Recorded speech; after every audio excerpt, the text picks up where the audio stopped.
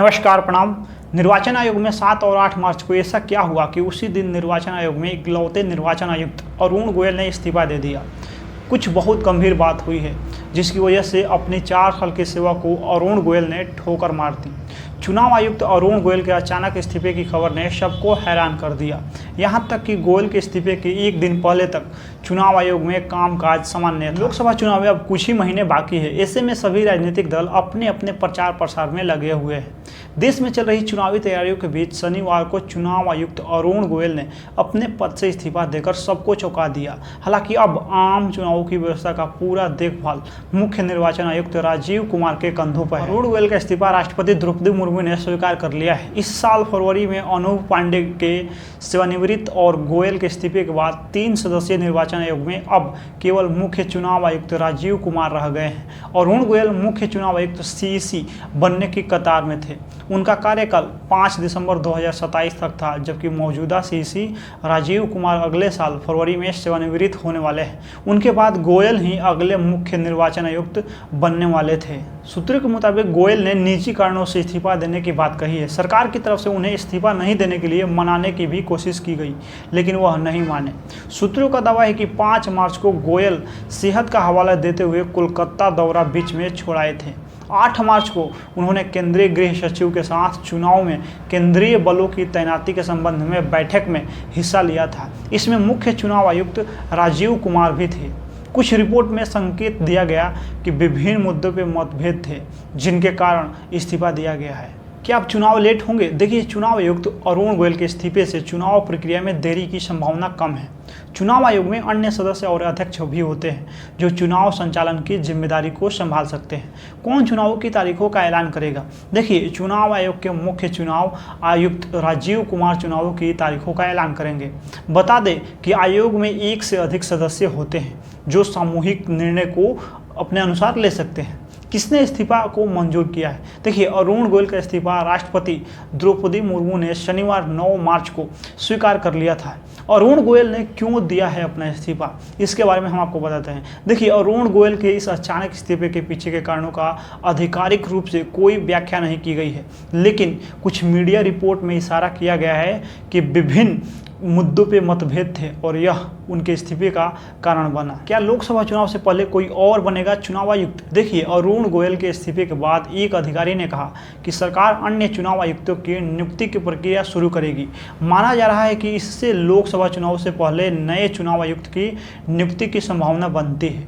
कौन होते हैं चुनाव आयुक्त? देखिए, बता दें कि भारत के निर्वाचन आयोग में मुख्य चुनाव आयुक्त समेत 2 अन्य सदस्य होते हैं।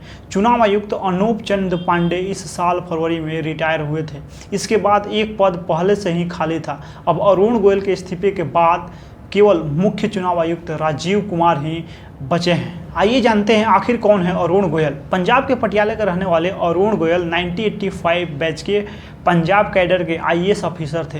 वह नवंबर 2022 में भारत निर्वाचन आयोग में शामिल हुए थे। 7 दिसंबर 1962 को पटियाला में जन्मे अरुण गोयल ने गणित में एमएससी किया है। पंजाब यूनिवर्सिटी की सभी परीक्षाओं में टॉप करने का रिकॉर्ड कायम करने के लिए गोयल को चांसलर मेडल ऑफ एक्सीलेंस से सम्मानित किया जा चुका है। अरुण गोयल ने इंग्लैंड की कैम्ब्रिज यूनिवर्सिटी स्थित चर्चित कॉलेज से विकास अर्थशास्त्र में विशिष्ट के साथ पोस्ट ग्रेजुएशन किया है और अमेरिका की प्रतिष्ठित हार्वर्ड यूनिवर्सिटी के John F Kennedy school of government से प्रशिक्षण प्राप्त किए हुए हैं। अरुण गोयल ने 18 नवंबर 2022 को स्वैच्छिक सेवानिवृत्ति ले ली थी और एक दिन बाद ही उन्हें चुनाव आयुक्त नियुक्त कर दिया गया था। उनकी नियुक्ति को सुप्रीम कोर्ट में चुनौती दी गई थी, जिस पर कोर्ट ने सरकार से पूछा था कि आखिरकार जल्दबाजी क्या थी। याचिका को बाद में वर्ष 2023 में सुप्रीम कोर्ट की 2 न्यायाधीशों की पीठ ने खारिज कर दिया था।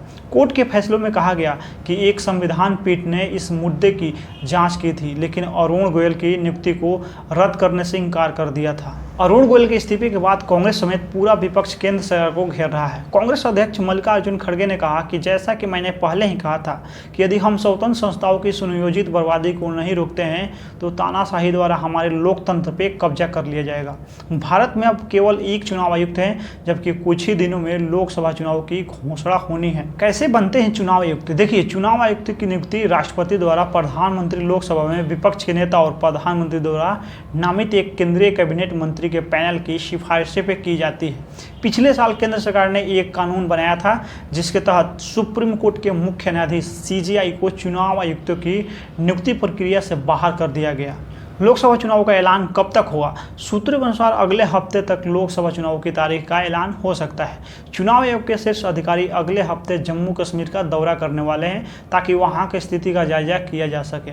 सूत्रों ने बताया कि जम्मू कश्मीर का दौरा पूरी होने के तुरंत बाद लोकसभा चुनाव की तारीखों की घोषणा की जानी थी। इसी साल फरवरी में अनूप पांडे के सेवानिवृत्त और गोयल के इस्तीफे के बाद 3 सदस्यीय निर्वाचन आयोग में अब केवल मुख्य चुनाव आयुक्त राजीव कुमार रह गए हैं। ऐसे में केंद्र सरकार अब लोकसभा चुनाव से पहले 2 चुनाव आयुक्तों की नियुक्ति कर सकती है। इस चयन प्रक्रिया में 2 समितियों शामिल होगी।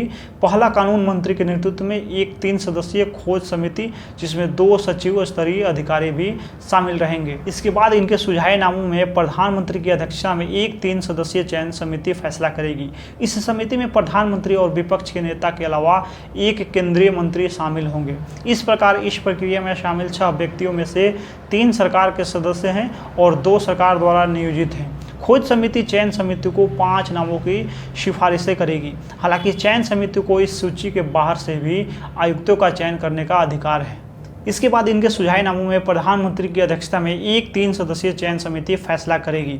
इस समिति में प्रधानमंत्री और विपक्ष के नेता के अलावा एक केंद्रीय मंत्री शामिल होंगे। इस प्रकार इस प्रक्रिया में शामिल 6 व्यक्तियों में से 3 सरकार के सदस्य हैं और 2 सरकार द्वारा नियोजित हैं। खोज समिति चयन समिति को 5 नामों की सिफारिशें करेगी। हालांकि चयन समिति को इस सूची से बाहर से भी आयुक्तों का चयन करने का अधिकार है। इसके बाद चयन समिति द्वारा सुझाए व्यक्ति को राष्ट्रपति बतौर चुनाव नियुक्त करेगी। बाकी इस वीडियो में आप लोग अपना प्रतिक्रिया दे दीजिए। बहुत बहुत धन्यवाद।